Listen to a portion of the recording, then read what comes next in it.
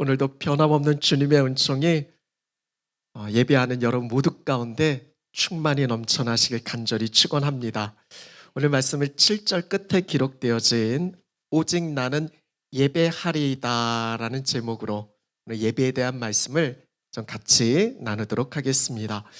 오늘 우리가 함께 읽은 시편 5편의 말씀, 표제어에서 밝히고 있듯이 다윗의 시입니다. 이런 다윗이 누굽니까? 이스라엘 역사상 가장 위대한 왕입니다. 하나님께서 내 마음에 맞는 사람이다라고 인정하신 참으로 본받고 싶은 우리의 믿음의 선조이기도 합니다. 오늘 본문은 다윗이 그 하나님을 향해서 간절히 부르짖는 외침이 담긴 2절과 3절 끝에 보면 내가 주께 기도하나이다. 3절 끝에 내가 주께 기도하고 바라리이다. 다름 아닌 다윗의 기도입니다. 그 기도는 이렇게 시작됩니다. 1절 말씀 우리 같이 읽겠습니다. 여호와여 나의 말에 귀를 기울이사 나의 심정을 헤아려 주소서.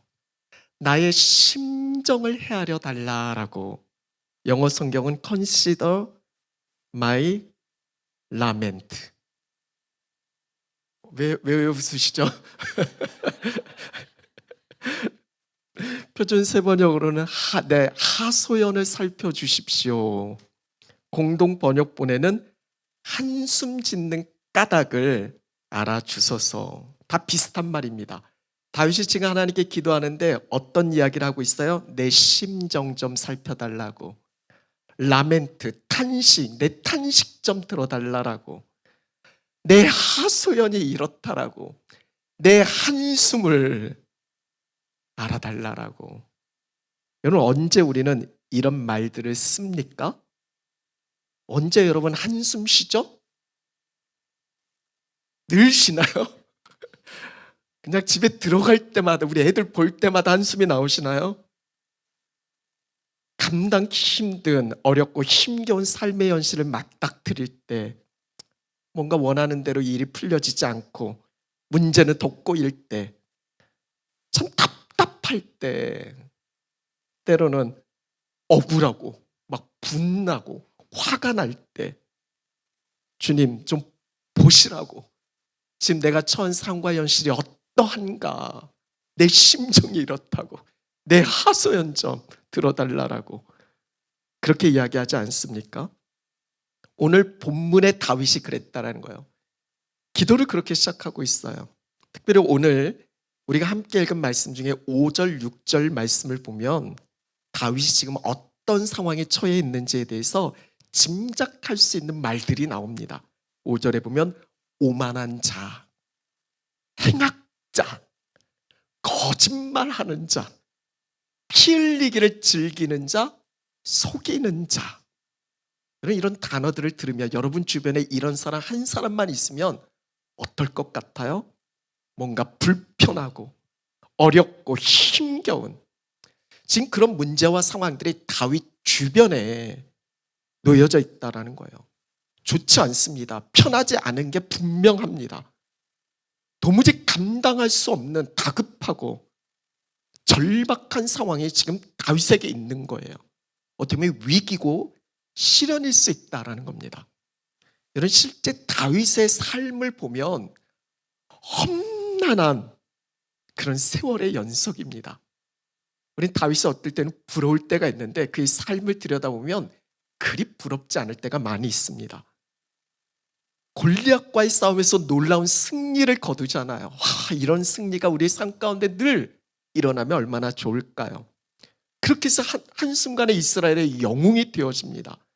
하지만 이내 사울 왕의 시기와 질투를 받습니다.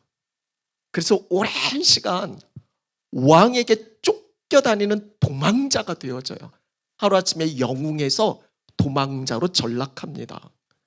여러분 한번 생각해 보세요. 왕은 그냥 왕이 아니잖아요. 모든 권력과 힘을 소유한 삶. 맘만 먹으면 뭐든지 다 할 수 있잖아요. 그런데 그런 왕에게 쫓겨다닌다라는 게 얼마나 고되고 힘겨운 현실이겠습니까? 여러분 혹시 누군가의 쫓겨다니셔 본 적 있으신가요? 나중에는 다윗이 더 이상 이스라엘 전역에 도망칠 데가 없어요. 그래서 어디를 갑니까? 당시 이스라엘과 원수 나라였던 블레셋으로 숨어 들어가요. 거기서도 뭔가 뭔가 문제가 생길 수 있을지 모르니까 거기서는 침을 흘리면서 미친 척합니다. 얼마나 그 삶이 처량해요. 여러분, 다윗은 늘 주변에 자신의 목숨을 노리는 대적자들이 그 주변을 둘러싸고 있습니다. 한시도 긴장의 끈을 놓을 수 없어요. 마음 편히 잘 수 있을까요? 정말 불안하고 두려운 상황과 현실이 다윗 앞에 놓여져 있는 그가 살아내야 하는 그런 현실이었습니다. 근데 오늘 우리가 주목하고 싶은 건 뭐냐면 그런 절박한 위기, 시련, 그런 상황 속에서 다윗이 그 안에서 나오는 고백과 외침이에요. 오늘 말씀의 제목이고요. 7절 어떻게 얘기합니까? 오직 나는, 처음 시작과 끝을 보면 오직 나는 예배하리이다 라고. 참으로 놀라워요. 영어로는 I will이에요. 뭐뭐 하겠다라는 겁니다. 의지와 결단을 담고 있어요. 난 어떤 상황에도 흔들리지 않고 오직 하나님을 예배하겠다라는 겁니다. 여러분 이해되십니까? 만약에 여러분이 이런 상황이라면 여러분 우리는 어떨까요? 지금 내 한숨 소리 못 들으셨어요? 예배는 무슨? 지금 내가 예배할 상황인가 한번 보세요. 그럴 기분도 아니에요. 여러분 그러잖아요. 나 예배할 기분 아니라고 그러잖아요. 예배할 시간도 없고 그러고 싶지도 않다라고. 지금 내가 찬 상황과 현실이 그런 거예요. 근데 참 안타까운 건 뭐냐면 예배는 하나님과의 만남입니다. 하나님과 연결이 되어지는 거예요. 어떻게 보면 우리의 삶의 모든 문제의 근원은 하나님의 부재예요. 거기에 하나님이 빠져 있어요. 하나님 제껴두고 살아가는 삶이 문제인 거예요. 그렇기 때문에 하나님 만나는 예배의 자리야말로 모든 문제의 해결이고 회복의 열쇠입니다. 그래서 그 무엇보다 중요하고 우선이고 지켜져야 하고 사수해야 합니다. 그런데 우리는 이런저런 이유를 들어서 예배의 자리를 떠납니다. 나 힘들어. 나 좀 쉬어야 되겠어. 여러 가지 이유들을 들어서 말이죠. 정말 간절히 바라고 원하는 건 오늘 이 시간 이 말씀을 듣고 있는 저와 여러분 우리 모두 안에 다윗과 같은 동일한 외침이 있었으면 좋겠습니다. 알아요. 때로는 한숨이 나오고 탄식이 나오고 그럴 수밖에 없는 절박한 상황과 현실이 여러분 가운데 있다라는 거. 그럼에도 그 어떤 상황과 환경 속에서 흔들리지 말아야 하고 절대로 우리가 붙들어야 될 우리의 마음속에 선포되어야 될 것이 있는데 그럼에도 오직 나는 하나님을 예배하겠다라는 거. 왜냐하면 이게 우리 살 길이거든요.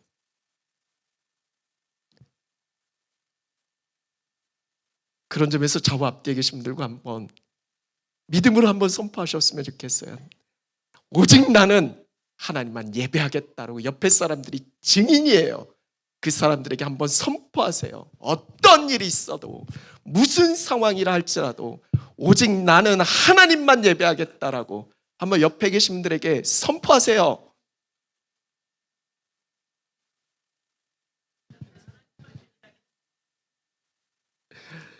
이런 코비드 시대를 겪으면서 가져온 변화 중에 하나가 이제는 온라인 예배가 어느 정도 익숙해졌습니다. 지금도 페이스북을 통해서 실시간으로 이렇게 예배가 중계가 되어지고 있습니다.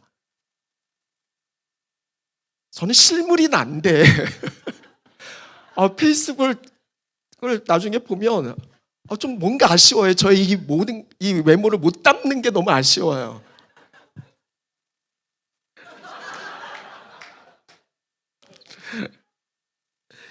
예배 마치고는 이제 유튜브로 또 설교 영상만을 따로 뽑아서 교회 홈페이지에 올려지기도 합니다. 물론 조회수는 많지 않아요? 여러분들이 했던 그 찬양 축제는 조회수가 엄청 높은데 설교 영상은 그렇게 많지는 않습니다. 원하면 언제든지 내가 바라고 원하는, 내가 좋아하는 교회 있잖아요. 내가 좋아하는 목사님 있잖아요. 그런 교회 예배, 설교 언제든지 선택해서 볼 수 있습니다. 저도 자주 봅니다. 제가 좋아하는 목사님 설교를 듣기도 하고 또 제가 좋아하는 교회 예배를 또 드리기도 합니다. 그만큼 좋은 시대를 지금 우리는 살고 있어요. 근데 한 번은 이렇게 예배를 보다가 문득 이런 생각이 듭니다. 지금 내가 하나님을 예배하고 있나? 아니면 그냥 예배를 보고 있나? 그러니까 예배자인가? 아니면 시청자인가? 우리가 너무나 잘 아는 말씀 요한복음 4장 23절에 이렇게 전하고 있어요. 우리 같이 읽어볼까요? 아버지께 참되게 예배하는 자들은 영과 진리로 예배할 때가 오나니 곧 이때라. 아버지께서는 자기에게 이렇게 예배하는 자들을 찾으시느니라. 아멘. 뭐라고 말씀하세요? 하나님께서 예배하는 자들을 찾으신다라고. 하나님이 찾으시는 사람은 예배하는 자들이에요. 그게 우리가 꼭 물어야 할 게 있어요. 나는 하나님이 찾으시는 예배하는 자인가? 아니면 그저 그것과 상관없이 내가 듣고 싶은 거, 내가 보고 싶은 거, 내 기호에 맞춰서 그저 예배를 보는 사람인가? 오늘 이 자리에서도 예배하는 자가 있고 예배를 보는 자가 있을 수도 있어요. 여러분 예배하는 자예요? 아니면 예배자예요? 시청자예요?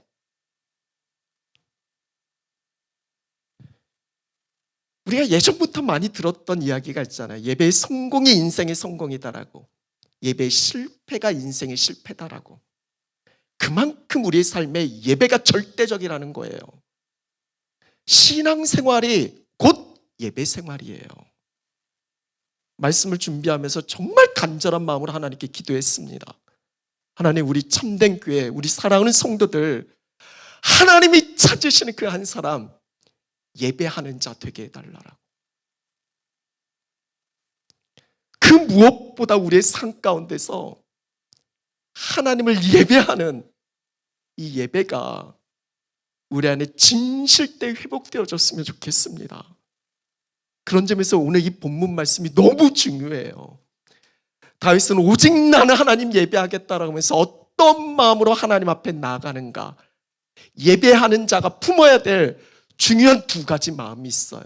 저는 예배하러 갈 때마다, 예배할 때마다 이 두 가지를 물어요. 다윗은 어떻게 예배합니까? 7절 우리 한번 같이 읽어볼게요. 시작. 오직 나는 주의 풍성한 사랑을 힘입어 주의 집에 들어가 주를 경외함으로 성전을 향하여 예배하리이다. 오직 나는 주의 풍성한 사랑을 힘입어 오직 나는 주를 경외함으로 예배한다라는 겁니다. 사랑, 경외예요. 우리가 예배하는 자로서 예배 자리에서 늘 이 두 가지 마음을 품고 하나님 앞에 나가야 됩니다. 첫 번째 같이 한번 고백하겠습니다. 주의 사랑을 힘입어 예배합니다.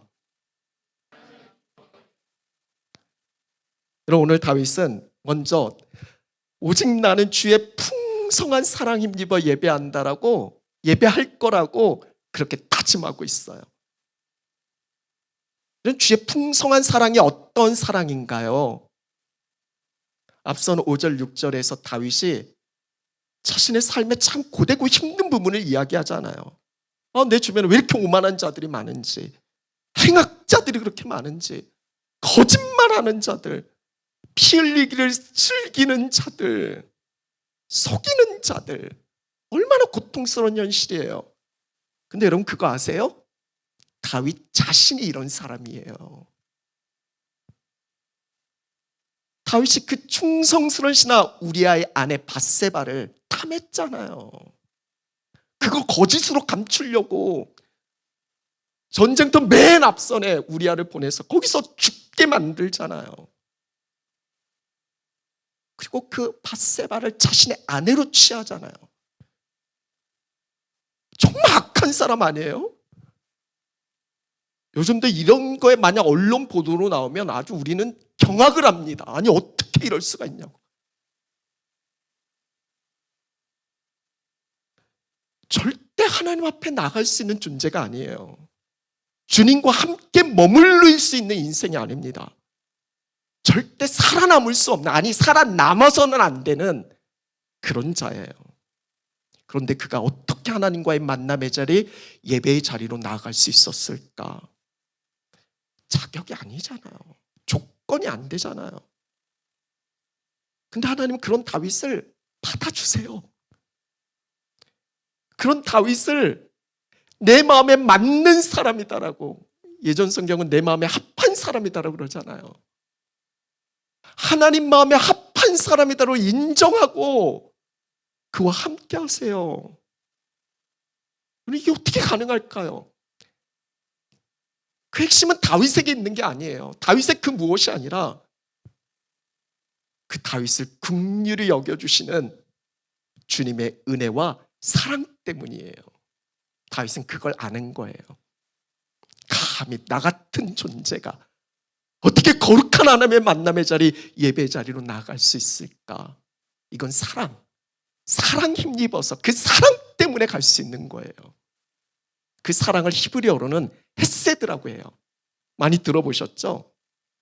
헤세드 카페도 있고 뭐 그런 거 있잖아요. 헤세드 찬양팀도 있고, 우리말로는 자비, 인자, 여러 가지 뭐 영어로도 번역이 있는데 저는 이 표현이 참 좋아요. unfailing love, 실패하지 않는 사랑, 변함이 없는 거예요. 우리 인간의 사랑은 때로는 내가 이렇게 기부했는데 이렇게 테이크가 안 되면 확 짜증이 나잖아요. 너 같은 걸 어떻게 사랑할 수 있냐고 그러잖아요. 하나님 그렇지 않아요. 하나님의 언약적 사랑이에요. 다윗의 그 무엇이 아니라 신실하신 하나님께 그 사랑의 근거가 있는 거예요.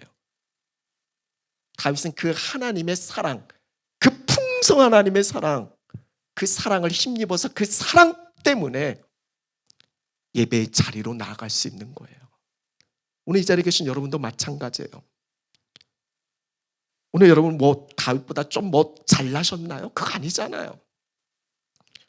오늘 우리가 이 예배 자리에 있을 수 있는 건 우리에게도 베풀어 주신 그 주의 풍성한 변함없는 사랑 때문에 오늘 이 자리에 우리가 있는 거예요. 지금 여러분이 어떤 큰 사랑을 받고 있는지 알고 계세요? 요한일서 3장 1절에는 이렇게 전하고 있어요. 같이 읽겠습니다. 보라, 아버지께서 어떠한 사랑을 우리에게 베푸사 하나님의 자녀라 일컬음을 받게 하셨는가. 어떠한 사랑을 우리에게 베풀어 주셔서 우리가 하나님의 자녀로 그렇게 인정을 받을 수 있게 되어졌는가. 여러분 알고 계십니까? 우리에게 어떤 사랑 하나님 베풀어 주셨어요? 로마서 5장 8절 말씀 같이 읽겠습니다. 우리가 아직 죄인 되었을 때 그리스도께서 우리를 위하여 죽으심으로 하나님께서 우리에 대한 자기의 사랑을 확증하셨느니라. 이런 말씀을 외우셔야 돼요. 죄인 된 우리를 구원하시려고 독생자 예수 그리스도를 십자가에 내어 죽기까지 우리를 사랑하셨다라고. 죽으심으로 우리에 대한 사랑을 확증하신 거예요. 여전히 우리는 아직 죄인이었지만 죄인 된 우리를 위해 죽으시는 그 하나님의 사랑 말이죠. 이 사랑으로 우리가 하나님의 자녀로 일컬음 받게 되어졌고 하나님 앞에 설 수 있게 되어진 거예요. 히브리서 10장 19절 말씀 우리 같이 읽겠습니다. 그러므로 형제들아 우리가 예수의 피를 힘입어 성소에 들어갈 담력을 얻었나니. 히브리서 10장 19절 우리 같이 한번 읽어볼까? 안 읽으세요? 왜?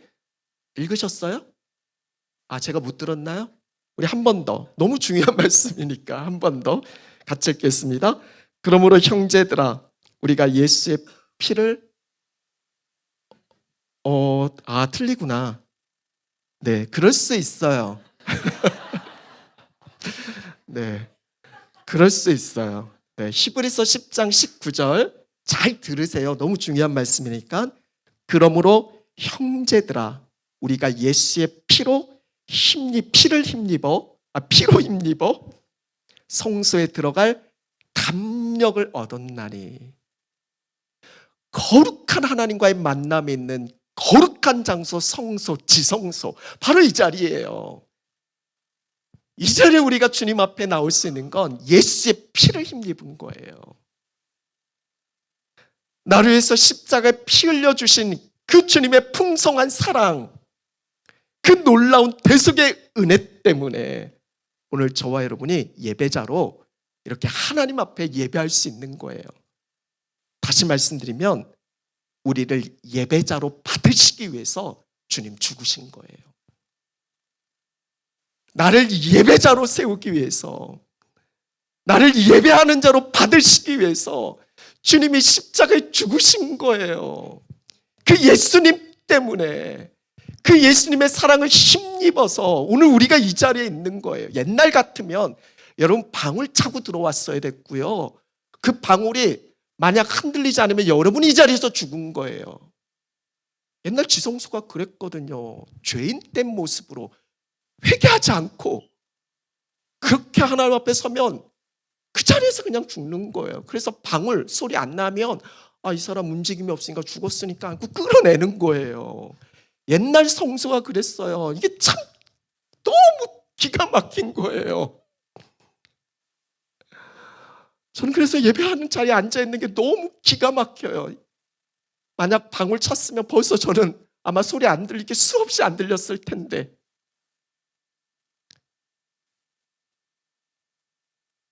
우리 전 지사님 잘 통역하고 계세요? 지금 원본에 없는 이야기인데.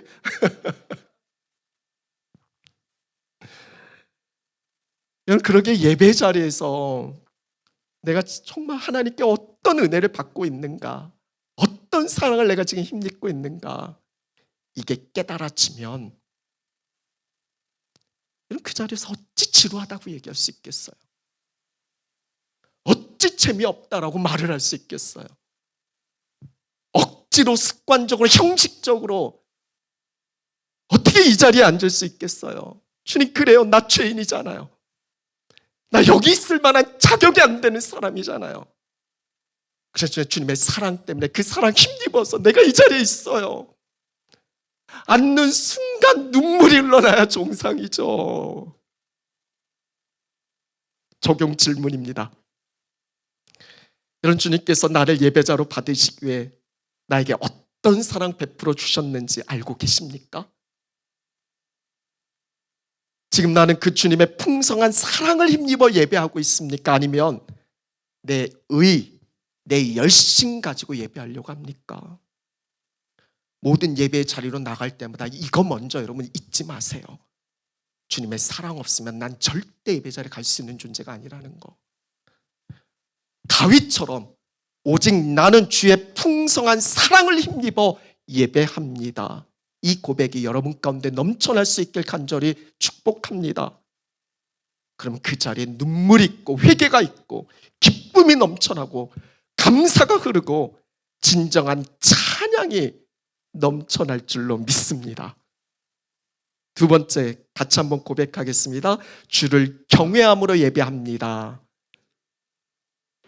다윗은 오직 나는 하나님을 예배하겠다라고 하면서 첫째는 주의 사랑 힘입어 예배하고, 두 번째 주를 경외함으로 예배한다라고. 이런 경외가 뭡니까?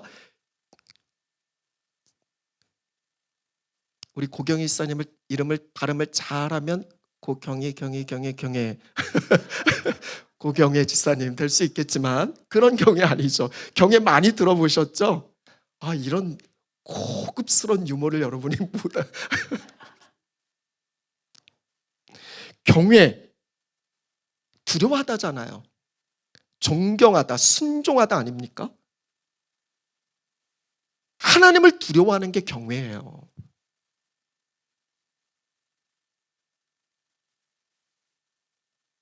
근데 뭔가 무서움 때문에 그 앞에 가려지는 막 꺼려지는 네거티브한 그런 의미가 아니라 사랑하기 때문에, 존경하기 때문에, 존중이 여기기 때문에 더 가까이 가고 싶은 마음이 드는 긍정적인 의미가 여기에 담겨져 있어요. 한번 같이 따라해 볼까요? 사랑하기에 경외하는 겁니다. 오늘 2절에 다윗은 하나님을 이렇게 부릅니다. 나의 왕, 나의 하나님이셔라고. 하나님이 나의 왕 되심을 선포해요. 자기도 왕인데 진짜 진정한 왕은 하나님 한 분뿐이시라고 고백하는 겁니다. 그 하나님 앞에 내가 복종하겠다라는 거예요. 그래서 7절 이 예배하리다, 이 NIV 영어 성경에는 이렇게 번역되어지고 있어요. bow down, 엎드리다라는 거예요. 실제 표준 세번역 말씀은 예배하리다라는 이 표현을 주께 엎드립니다라고 표현되어져 있어요. 다시 말씀드리면 왕이신 하나님 앞에 그를 경외함으로 나아가서 바짝 엎드려 어떤 말씀을 하시더라도 내가 듣겠습니다. 내가 순종하겠습니다. 이게 예배라는 거예요. 어찌 그 하나님 앞에 대충 설 수가 있어요? 어떻게 준비 없이 설 수 있겠습니까? 그냥 시간 때우는 식으로 어떻게 그냥 앉아 있을 수 있어요? 정말 두려운 마음으로 하나님 앞에 서 있어야죠.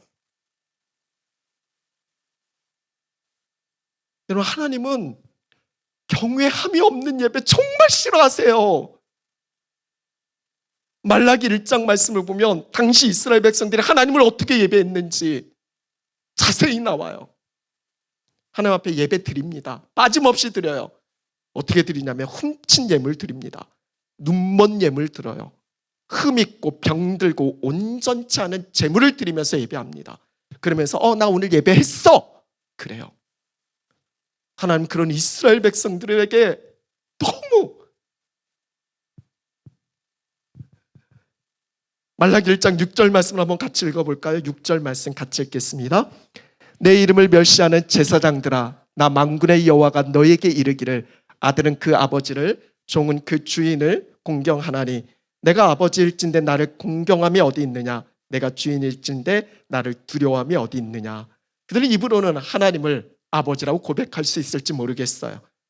하나님을 나의 왕, 나의 주인이라고 할 수 있을지 모르겠어요. 그러나 그의 행하는 행태들을 보면 종은 주인을 공경해야 되는 게 맞고 자녀는 그 부모를 공경함이 맞는데, 두려워하는 게 맞는데 그게 없는 거예요. 하나님을 경외하지 않는 겁니다. 8절에 하나님이 이렇게 말씀하십니다. 같이 읽겠습니다. 만군의 여호와가 이르노라, 너희가 눈먼 제물을 바치는 것이 어찌 악하지 아니하며 저는 것 병든 것을 드리는 것이 어찌 악하지 아니하냐.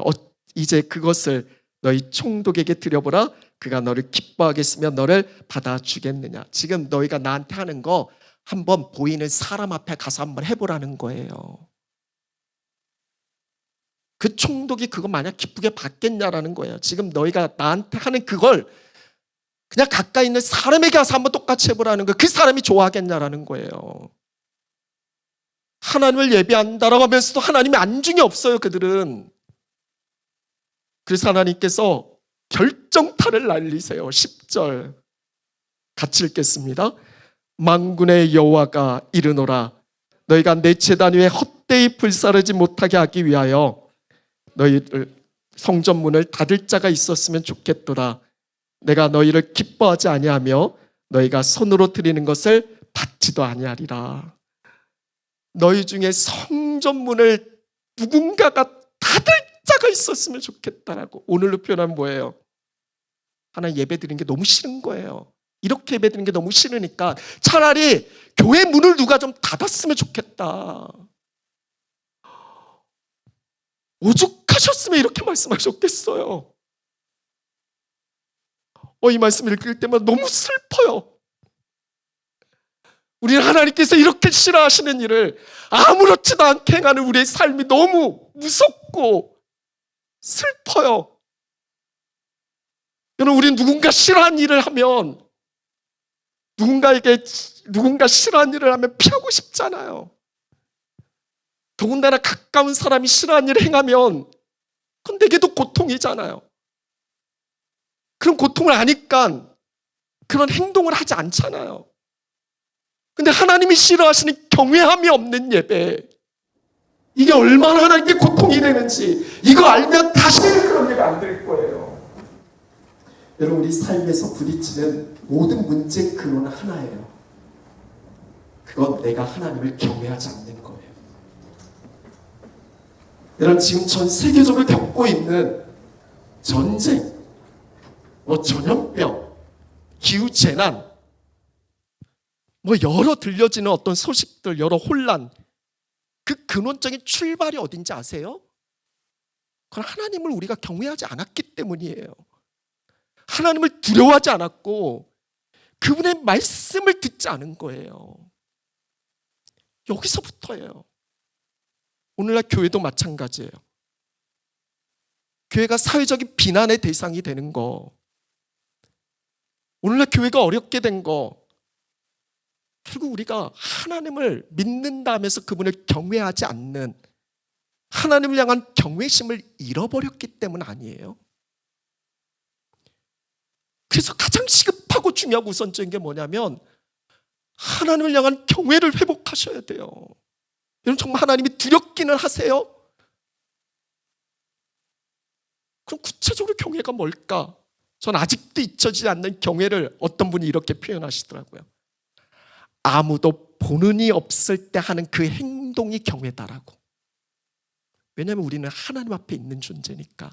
사람이 날 안 봐도 하나님 앞에 있으니까 누가 보든 보지 않든 그곳에서 하나님 앞에서의 삶을 살아내는 거, 이게 경외다라는 거예요. 사람이 볼 때는 우악이 짝이 없는데 아무도 보는 이가 없으면 엉망진창이라면 그건 경외가 아니죠. 그리고 중요한 건 목사인 저부터 그 경외를 회복해야 돼요. 강단에서 말씀 전할 때 수많은 이들이 저를 볼 때만 거룩한 척하는 게 아니라 아무도 보는 이 없는 그 자리에서도 하나님이 나를 보고 계시니까, 나는 하나님 앞에 있는 존재니까 그곳에서도 변함없이 하나님을 경외하는 목사로 서 있는 거, 이게 회복되어져야 돼요. 여러분도 마찬가지입니다. 교회에서 손들고 찬양할 때만이 아니라 가정과 일터, 내가 살아가는 그 삶의 자리, 누가 보든 보지 않든 그래서 하나님을 경외하는 자로 바로 서 있는 거. 사도행전 10장에 베드로와 고넬료의 만남이 나옵니다.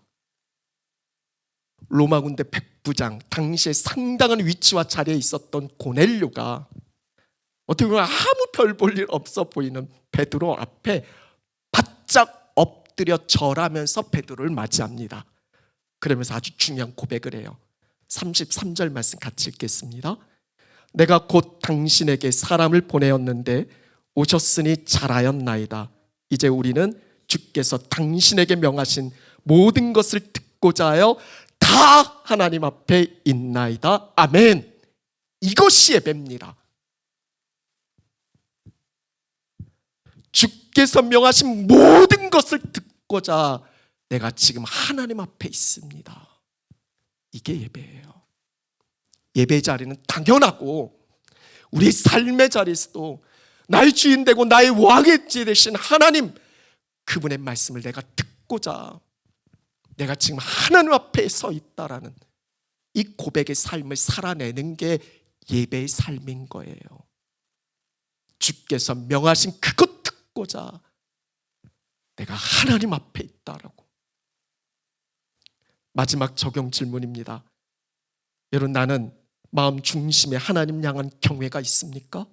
지금 여러분은 하나님을 경외하며 순종하는 마음으로 예배하고 계십니까? 말씀을 마무리합니다.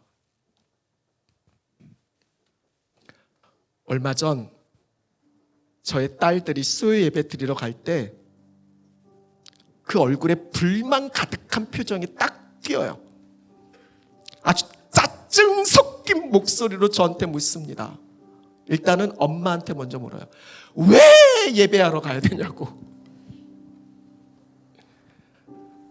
어떨 때는 잘 따라 나설 때도 있지만 어떨 때는 그럴 때도 있습니다. 목사님 저도 어떨 때는 아주 즐거운 예배하러 가지만 어떨 때는 수요예배 때도 말씀드렸죠.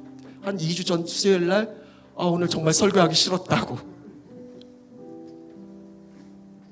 우리 아이들도 그럴 수 있죠. 그럴 수 있습니다.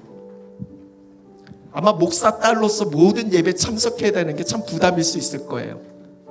전에는 새벽 기도까지 데리고 나왔었는데 이제는 좀 학교도 다녀야 되니까 새벽은 줌으로 드리는 걸 허락했습니다. 좀 찔리시는 분들이 많이 있으실 것 같은데 왜 예배하러 가냐 아주 짜증 섞인 그 불만스러운 표정과 목소리로 얘기하는데 제가 화가 역까지 막 오는 거예요. 정말 그러면서 당연한 걸 왜 묻자고. 너 목사 딸이잖아. 야 목사 딸이 예배 왜 했냐고 물으면 어떡해. 이렇게 하고 싶었지만 참았습니다. 그렇게 안 했지. 잘 타일렀습니다. 우리가 하나님을 예배하는 분명한 이유가 있어. 하나님 예배 받으시기 합당하신 분이야. 그분이 날 지으셨어. 날 지으신 이유와 목적이 나를 통해 예배 받기를 원하시니까. 그건 하나님의 명령이야. 근데 그건 우리를 위한 명령이야. 그리고 무엇보다 하나님은 예배하는 자 찾고 있어. 저는 정말 우리 아이들이 세상 그 무엇이 아니라 그 무엇보다 하나님이 찾으시는 예배하는 자 되기를 그걸 위해서 날마다 기도하고 있어요.